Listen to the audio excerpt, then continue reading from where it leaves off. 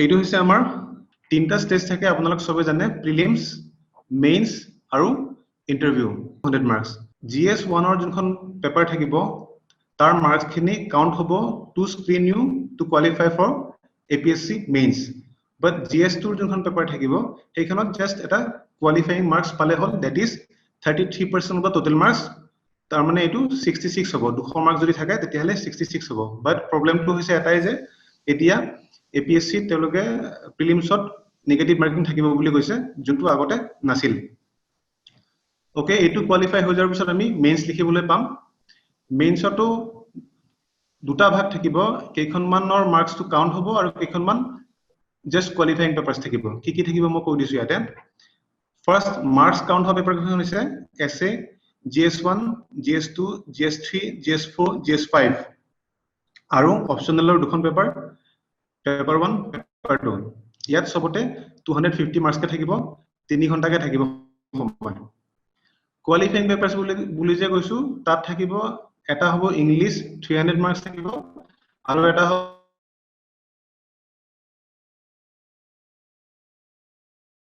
হ'ব আইদাৰ অসমীয়া নহলে পাঠিম এই দুখন পেপাৰত এটা সাৰ্টেন পাৰ্সেন্টেজ কৰি যাব মেইনছত সিলেকশন হোৱাৰ পিছত আমি ইন্টাৰভিউ দিবলৈ যাম ইন্টাৰভিউত মাৰ্কস থাকিব 275 মাৰ্কস আৰু ফাইনেল ৰেংকিংত এই মেইনছৰ মাৰ্কস আৰু ইন্টাৰভিউ মাৰ্কস এই দুটা কাউন্ট হ'ব ফাইনেল ৰেংকিংৰ ক্ষেত্ৰত এইটো প্ৰিলিমছৰ সিলেবাস জাস্ট APSC যোনখন আপলোড কৰিছে GS 1 খনৰ সিলেবাস হয় এটো আৰু এটো হয় GS 2 খনৰ সিলেবাস যোনটো APSC আপলোড কৰিছে এতিয়া মই যিখিনি পঢ়াম তাৰ ওপৰত কৈ দিম মই হিষ্ট্ৰী আৰু আৰ্ট এণ্ড কালচাৰ পঢ়াম তিনটা পাৰ্ট থাকিব history Indian history ancient medieval আৰু মডাৰ্ন আৰু তাৰ উপৰি আমাক লাগিব আসাম হিষ্ট্ৰী আৰু ইণ্ডিয়াৰ আৰ্ট এণ্ড কালচাৰ ইয়াৰ ভিতৰত সবতকৈ বেছি ইম্পৰ্টেন্ট হয় যোৰ পৰা বেছিকৈ কোৱেশ্চন আহে হেতু হৈছে মডাৰ্ন ইণ্ডিয়ান হিষ্ট্ৰী ফলোড বাই এনশিয়েন্ট মেডিয়েভেল আৰু এতিয়া APSC কৈ দিছে যে প্ৰিলিমছৰ যোনখন পেপাৰ হ'ব তাত 30 to 35 questions will be asked from Assam part only. Assamor history, Assamor geography, Assamor art and culture, Assamor polity, Assamor pura 30 to 35% marks ahibo boli koise. So Assam paper khonor upor aru GS to GS5 boli jinkhon paper thakibo hekhon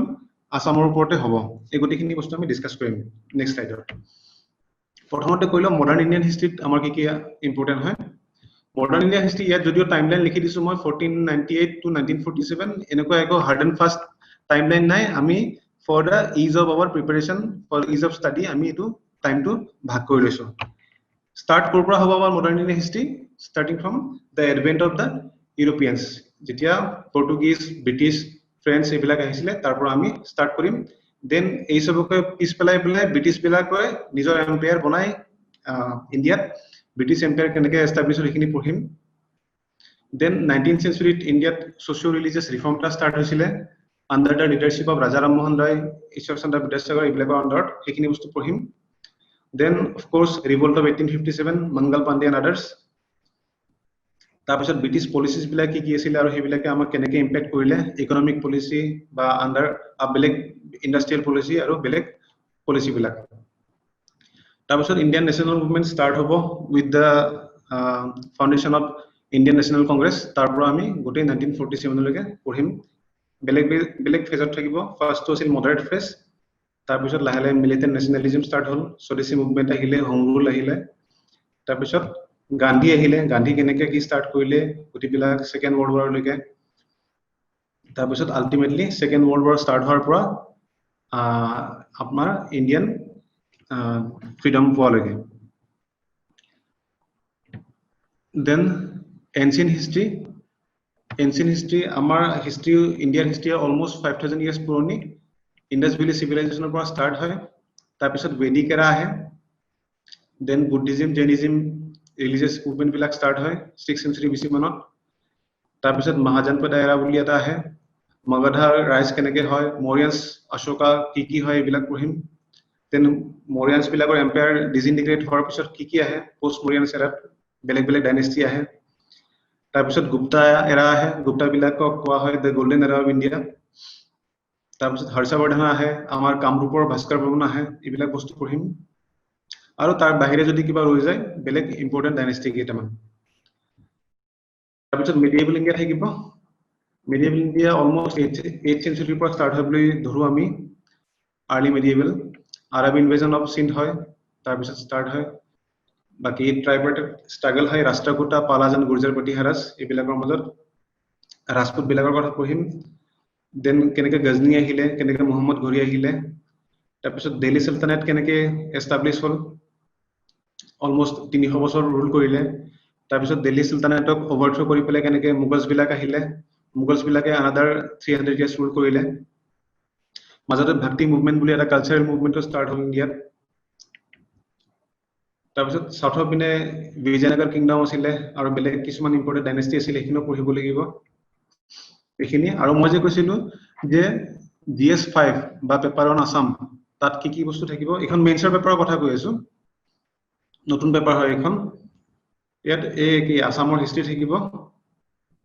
geography থাকিব, polity থাকিব, economy থাকিব, environment থাকিব।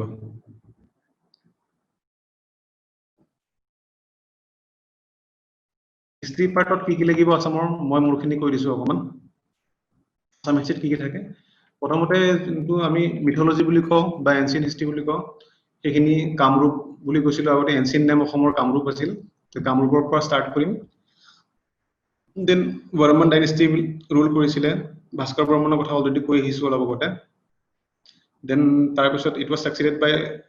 Salastambha dynasty বা Salastambha dynasty বুলি যাক অসমীয়াত কওঁ। তাৰপিছত পালা ডাইনেষ্টি আহে, মোহাম্মদান ইনভেজন হয় আণ্ডাৰ কুতুবুদ্দিন বখতিয়াৰ খিলজী। দেন বাৰভূঞা বিলাকে ৰুল কৰিছিলে, চুতীয়া কিংডম আছিলে, কছাৰী কিংডম আছিলে, জয়ন্তীয়া কিংডম আছিলে,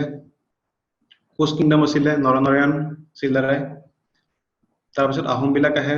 1226 পৰা অলমষ্ট 600 years ৰুল কৰে। তাৰপিছত আল্টিমেটলি অসমত 1826 ইয়াণ্ডাবু ট্ৰিটিৰ পিছত ব্ৰিটিছ ৰুল ষ্টাৰ্ট হয়।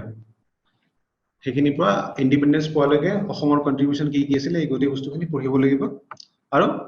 লাষ্টত আছে কি যে আসামছ কণ্ট্ৰিবিউশ্যন টু নেশ্যনেল মুভমেণ্ট আৰু আদাৰ এমিনেণ্ট পাৰ্চন বিলাক কোন কোন আছিলে, লিটাৰেচাৰ, এইবিলাক গোটেই বস্তু অসমৰ ওপৰত পঢ়িব লাগিব। ফাইনেল টপিক হৈছে মই যে কৈছিলো আৰ্ট এণ্ড কালচাৰ, তাতে কি কি লাগিব, ইণ্ডিয়ান ভেৰিয়াছ আৰ্কিটেকচাৰ ষ্টাইল বিলাক লাগিব, স্কাল্পচাৰ, পটাৰী এইবিলাক লাগিব। পেইন্টিং কি কি আছিলে, মুঘল পেইন্টিং কি হয়, ৰাজস্থানী পেইন্টিং কি হয়, সাউথ ইণ্ডিয়াৰ পেইন্টিং কি কি আছিলে, ইণ্ডিয়ান মিউজিক লাগিব, ইণ্ডিয়ান ডান্স ফৰ্ম লাগিব কি কি আছে, কি কি ক্লাছিকেল ডান্স ফৰ্ম আছে বা কি কি ফক ডান্স আছে এইবিলাক লাগিব, কি কি লেংগুৱেজেছ আছে, যদি এইবিলাক কাৰেণ্ট এফেয়াৰ্ছত যদি ৰিলেটেড হৈ থাকে, ৰিলিজিয়াছ লাগিব, ইণ্ডিয়ান লিটাৰেচাৰ লাগিব, ভেৰিয়াছ ফিলচফি অফ স্কুল আছে, যেনেকে ভেৰিয়াছ স্কুলছ অফ ফিলচফি আছে, যেনেকে দৰ্শন বিলাক যে আছে, নয়া দৰ্শন, যোগা দৰ্শন, ভেৰিয়াছ দৰ্শন বিলাক। আৰু কিবা কি কেলেণ্ডাৰ্ছ, যেনেকে চাকা কেলেণ্ডাৰ্ছ, বেলেগ বেলেগ ধৰণৰ কেলেণ্ডাৰ্ছ আছে, তাৰ ওপৰত যদি কাৰেণ্ট এফেয়াৰ্ছ ৰিলেটেড ইম্পৰ্টেণ্ট হৈ থাকে তেতিয়াহ'লে আমি এইবিলাক বস্তু পঢ়িম। আৰু কিবা কিবি পাৰফৰ্মিং আৰ্টছ বা মাৰ্চিয়েল আৰ্টছ যদি থাকে সেইখিনি বস্তু পঢ়িম। এতিয়া ওকে, ওয়েলকাম টু লুচেন্ট আইএছ। আজি ফাৰ্ষ্ট এটা ওৰিয়েন্টেশন ক্লাছৰ নিচিনাই হ'ব, জাষ্ট এটা ব্ৰিফ ইন্ট্ৰডাকশ্যন। তোমালোকৰ স্ক্ৰীনত এখন পিকচাৰ আহি আছে, কি মানে জাষ্ট পিকচাৰখন ডেছক্ৰাইব কৰাচোন এটা ৱৰ্ডত, কি দেখি পাইছা বা কি লাগিছে তোমাৰ পিকচাৰখনত। Tough road but it's a road, ঠিক আছে। ইয়াতে এটা ক'লে টাফ ৰোড, য়েছ টাফ হয়, but then road is there, road আছে, ৰাস্তা আছে, যাব পাৰিম। টাফ হয় নে নহয় ইট ইজ ডিফাৰেণ্ট, বাট ৰোডটোতো আছে, ৰোডে যদি নাথাকিলে হয় দেন। এতিয়া আমি ৰাস্তা বনাব লাগিব, ঠিক আছে। এই ৰাস্তাটো বনাৰ আগতে অৱস্থাটো আছিল এইটো, কি আছিলে যে এটা পাহাৰ আছিলে, চ' অবভিয়াছলি মাঝি হয়, চবে চাই গতিকে বহুত বেছি মই এক্সপ্লেইন কৰিব দৰকাৰ নাই। চ' এনিথিং, যিকোনো এটা বস্তু আগত ষ্টাৰ্ট কৰাৰ আগত বহুত ডাঙৰ বা বহুত টাফ যেন লাগিব পাৰে, বাট দেন আমি যদি ষ্টেপ বাই ষ্টেপ কৰি গৈ থাকো, anything and everything is possible, right. And মই তোমালোকক এটা কথাই ক'ম যে তোমালোকে যোনখিনি একাডেমিকছত যোনখিনি পঢ়িলা বা ধৰি লোৱা যেনেকুৱা ধৰণৰ তাত মানে এটা ষ্টাডি প্যাটাৰ্ণ আছিলে তো সেইটো লগত সিভিল সাৰ্ভিসেছৰ প্ৰিপাৰেচন একদম বেলেগ হয় ইয়াত মানে বিকজ তাত কি হয় এটা লিমিটেড সিলেবাস থাকে and over A period of years এই নাম্বাৰ অফ ইয়াৰ্ছ 3 বছৰ বা 4 বছৰ পৰীক্ষা পাতে সেমিষ্টাৰ ৱাইজ পৰীক্ষা পাতে 5খন 6খন পেপাৰ হয় মাজত এদিন দুদিন গ্যাপ থাকে ইয়াতে ক্লাব হৈ 9খন 10খন পেপাৰ এসপ্তাহ 10 দিনত হ'ব প্ৰিলিমছ হ'ব সো টোটালি এটা ডিফাৰেন্ট এপ্ৰোচ লাগিব ঠিক আছে and most of the people 95% of the people june preparation kore khali preparation of nomar agot mental preparation kori nename karone adha rastate eri jay thik ase so hoday monot rakhiba je civil service preparation ba civil service exam clear korati is not only about tumi kiman pohisa ba dhori loa ki koy kiman মানে academic সাইটত কিমান গুৰুত্ব দিছে সেইটো সমানে সমান নিজকে motivate কৰি ৰাখা because it's a marathon not a 100 metre sprint এতিয়া মই পঢ়াম পলিটি এণ্ড গভৰ্নেন্স মই যেতিয়া ষ্টাৰ্ট কৰিছিলো মই বেসিক্যালি কেমিষ্ট্ৰি হয় মই এমএসসি কেমিষ্ট্ৰি হয় তো মই যেতিয়া প্ৰিপাৰেচন ষ্টাৰ্ট কৰিছিলো মই ইণ্ডিয়াত কেইখন ষ্টেট আছে সেইটো ভালকে নাজানিছিলো ঠিক আছে খালি কেমিষ্ট্ৰি পঢ়িছিলো আৰু বাস নিজৰ নৰ্মেল এমএসসি বিএসসি কৰিলো So when I started, যেহেতু মই এইটো ব্যাকগ্ৰাউণ্ডৰ নাছিলো so everything was new to me. আৰু মই এখানে এনজয় কৰিছিলো out of curiosity পঢ়িছিলো so মই at the very outset সবকে এইটোৱে ক'ব বিচাৰো যে জানিবলে পঢ়িবা জাস্ট কি পৰীক্ষাত কোৱেশ্চন আহিছে কি আহিছে doesn't matter জানিবলে পঢ়িবা যে এইটো বস্তু মই শিকো so basically মই ইণ্ডিয়ান পলিটি এণ্ড গভৰ্নেন্স পঢ়াম so তাতে constitution so Indian constitution so constitution কি আছে simple constitution কি আছে কি দেশখনত কেনেকুৱা এটা সিস্টেম থাকিব কেনেকৈ চলিব কি কি ইনষ্টিটিউশনছ থাকিব ফাংশনছ কোনটো ইনষ্টিটিউশনৰ কি হয় কি নাই so simple নিয়ম কানুন যেনেকৈ ধৰিলো আমি সবে এখন সোসাইটিত থাকো তো আমাৰ সোসাইটিৰ কিছুমান নিয়ম কানুন আছে so constitution is the নিয়ম কানুন for the entire country তাৰপিছত সেই কনস্টিটিউশনৰ পৰা আহি গল পলিটিক্যাল সিস্টেম so পলিটিক্যাল সিস্টেমত কি আছে কেনেকৈ ফাংশন হয় ঠিক আছে So political system is nothing but the constitution in action. No, constitution in action, we get the political system. Same public policy karne okay. So public policy and rights issues. All these are at a whole constitution. A to eight bostu ami janibo laibo for prelims. ठीक है So eight bostu prelims ot ahe. Simple bostu eku rocket science nai. President ase president or kaam etu president of functions etu. ঠিক আছে পাৰ্লিয়ামেন্টত এনেকে হয় বিল এখন এনেকে pass হয় এনেকে ইন্ট্ৰোডিউস হ'ব first reading second reading third reading হ'ব সো বহুত সবচে ইজি চ্যাপ্টাৰে হৈছে পলিটি নেক্সট আহি গল মেইনছত বেলেগ বেলেগ জেগা দৰকাৰ হয় বাট স্পেসিফিক্যালি মই ফোকাস কৰিম general studies 2 so general studies 2 একেখিনি বস্তু আহিলে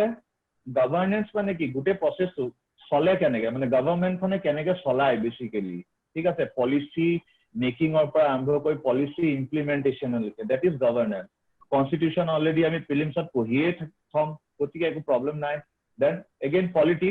overall কেনেকে গুটে সেটআপটো কেনেকে চলিছে social justice বহুত ভয় খাব নালাগে বহুত এবোৰ আমাৰ মাৰ্কস সাকসৰ থিওৰি দৰকাৰ নাই social justice simple যে social justice কাৰণে কেনেকুৱা ধৰণৰ পলিচিজ প্ৰগ্ৰামছ কি কৰিছে গভৰ্নমেন্টে এখিনিয়ে international relation কি দেশবোৰৰ মাজত কেনেকুৱা কি ঠিক আছে সো obviously দেশখনৰ সাপোজ কোনবা এখন দেশৰ লগত ইণ্ডিয়াৰ ৰিলেশন কেনেকুৱা সো obviously সব দেশৰ এটা পাৰ্টিকুলাৰ নেচাৰ থাকে সো সেই নেচাৰটোৰ আমি যদি জানি যাওঁ সো সেই দেশখনৰ লগত আমাৰ ৰিলেশন কেনেকুৱা গম পাই যাম governance polity so basically polity based এসে টপিক আহে এটা সো এসে টু কামত দিব ঠিক আছে তাৰ বাহিৰে মই ইন্টাৰনেল সিকিউৰিটি বুলি এটা টপিক আছে সো সেটো মই চাম ঠিক আছে সো ফাইনালি এটোৱে কম যে now if you know what you are worth then go out and get what you are worth so মই যোনটো পঢ়া সাবজেক্ট হেতু হল ইকোনমি আমি আজিকালি ৰিসেন্ট হেৰিত ইকোনমিটো খুব ওলাই আছে Indian GDP is going down inflation is going up economic growth আমাৰ পিছ পৰি লৈছে গ্লোবাল গ্ৰোথ পিছ পৰি লৈছে so these are the things which are very interesting actually and this is the thing that we are going to learn that as a layman we know that economic growth is going down but what are the implications of these things why it is going down kyo tolot goise Indian economy আমি সেইবিলাক চাম as a civil servant we have to know the basics trust me we don't need a economy background মই নিজে ইঞ্জিনিয়াৰিঙৰ পৰা আহা বাট civil APS-C যেতিয়া মই দিছিলো মই নিজে মোৰ অপশনাল আছিলে economics and again economics and economy are two very different things economics basically আমাক যোনখিনি একাডেমিক পারপাসত লাগে বা গ্রাজুয়েশনত যোনটো আমাক লাগে সেইটো হল ইকোনমিক্স পার্ট আমাক ইয়াত যোনটো লাগিব সেইটো হল ইন্ডিয়ান ইকোনমি পার্ট ভাৰতৰ অৰ্থনীতি সো মই নিজে লৈছিলো আৰু মই ইকোনমিক্স লৈ পেলাই ক্লিয়াৰ কৰিছো despite having an engineering degree economy আন্ডাৰত যোনখিনি বস্তু আমি পঢ়িব লাগিব এটা হল যোনটো মই অলপ আগতে কৈছো ইকোনমিক গ্ৰোথ আৰু আমি ইকোনমিক গ্ৰোথ কেনেকে মেজাৰ কৰো like GDP gross domestic product, gross national product, net domestic product. These are the things. What are the different measures of economic growth? Kiki sectors ase amar Indian economy. Bharatiya orthoনীতি kiki sectors ase, kiki components ase. Next one to ase economic growth. There's a very basic question that the people generally ask: if India is growing in GDP terms, why the development is not seen among the common people? So economic growth or development, these are two different. Just because GDP varies, it doesn't mean that people are more happy or more prosperous. Next time is anu planning commission into scrap hoise, but though it has been scrapped, still ami to janibo lagibo because our Indian economy jodi without planning poru, it will be very much incomplete. Fiscal policies and monetary policies. Fiscal policy has been actually fiscal policy implement kore government of India, monetary policy implement kore Reserve Bank of India. So geography and environment see basically subject jiji hukwa gol konkon sare history kotha kole fukon sare polity kotha kole udayan sare economics kotha kole aru moi geography kotha kom but basic concept khini lower pisot GS1 geography topic khini ase but geography okon bostu GS2 GS3 and essay paper ahi jabo GS1 general studies paper 1 basically syllabus যিখিনি দেখিছে geography খিন লাগে then natural resources খিন লাগে then tsunami volcanic activity geophysical phenomena এইখিনি ইয়াত আপোনালোকে দেখিছে then GS2 recent যিবিলাক act থাকে বা recent যিবিলাক আপোনাৰ ordinance আহে বা law আহে তাৰ ওপৰত কোৱেশ্চন আহিব GS3 conservation environmental pollution degradation এইখিনি part then disaster part 2 আৰু agriculture part 2 এইখিনি GS3 পেপাৰত আহিব তো বেসিক্যালি এইখিনি হল geography syllabus prelims karone just eta single line tate India or world gotekhini ase GS1 basically থাকে GS2 lokal current affairs based ahe aru GS3 agriculture part 2 disaster management part 2 and environment part 2 ahi jay NCERT khini base hoy jehetu jikhini technique jikhini engineering line ase ba jar geography agote nai base to ekebare simple opera banabo lagibo hence 6 or pray pora bhal 6 to 12 NCERT kitab kikhon lagibo then GC Leong World Climate Part 2 karone aru Perrier publication for Indian geography ekhini hol geography basic books yar bahire current affairs okon hindu ba timun dorkar hobo pare taru bahire baki khin na lage DSM management karone NCERT kitab ekhon ase after that environment karone ICSE class 9 and 10 and then go for Shankaray's environment book ita pora method tu kenuka geography poribo kenake efficiency aru holistic study karone প্ৰথমটো হল geography class 6 7 and 11 এৰ এখন আছে প্ৰিন্সিপলস of physical geography এই তিনিখন একেলগে পঢ়িব লাগে কাৰণ এই তিনিখন কন্টেন্ট আৰু এটাৰ পৰা লাহে লাহে ওপৰলৈকে যাব বেছি ভিতৰলৈকে যাব কনসেপ্ট খিনি কিমানে ক্লিয়াৰ হৈ যাইব সিমিলাৰলি ক্লাস 9 and class 11 এৰ physical geography Indian physical geography এইখন কিতাপ জেনাৰেলি একেলগে পঢ়িব লাগে আৰু after that class 8 class 10 and class 11 এৰ পিপল এণ্ড ইকোনমি একেখন একেলগে পঢ়িব লাগে আফটাৰ দ্যাট 12 এৰ হিউম্যান জিওগ্ৰাফি এই বেসিক যিখিনি এনসাইড কিতাপ আছে এখিনি হোৱাৰ পিছত you can go for GC Leong and Perrier publication যে actually question বোৰ আহে কেনেকে and start কৰা নাই সিবিল সাৰ্ভিসৰ কাৰণে ইয়াৰে ভাল কেইটা আনসাৰ আপোনালোকে দিব পাৰিব ভয়েস সবৰটাত গৈ আছে না আকৌ সুধিছো আহি আছে ন হয় পাই আছো এইটো UPSC কুৱেশ্যন এইটো APSC নহয় একচুয়ালি UPSC 2014 আহিছিলে কুৱেশ্যন খিনি ইমানে সিম্পল আহে প্ৰবলেমটো হল যে বস্তু সিম্পল আহে কিন্তু কোৰ্সটো অকন ডাঙৰ হয় answer is B Lohit and Subansiri আপোনাৰ এই আপোনাৰ এটো আনসাৰ কৰে কেনেকে ওয়ান হল টু বাৰাক আমি জানো যে সাউদাৰ্ণ আসামত আছে নৰ্দাৰ্ণ আসামত নাই বা মিডল আসামত নাই দ্যাট মিন্স বাৰাকটো হ'বই নোৱাৰে যদি ওয়ান টো আপুনি কাটি দিয়ে দেখা পাব যে option A option C and option D cancel out হৈ গল right hence option is correct option is answer is b এটুক এলিমিনেশন মেথড বুলি কয় ক্লাছত এখিনি বস্তু আমি এভৰি সাবজেক্টত বেলেগ বেলেগকে পঢ়াম নাও শংকৰদেৱৰ কথা সবে শুনিছে সত্ৰীয়া ডান্সৰ কথা হয়তো সবেই শুনিছে এটু এনসাৰ আপোনালোকে কোনা ক'ব পাৰিবনে statement 1 is Satriya is a music dance and drama statement 2 is it is a centuries-old living tradition of Vaishnavites of Assam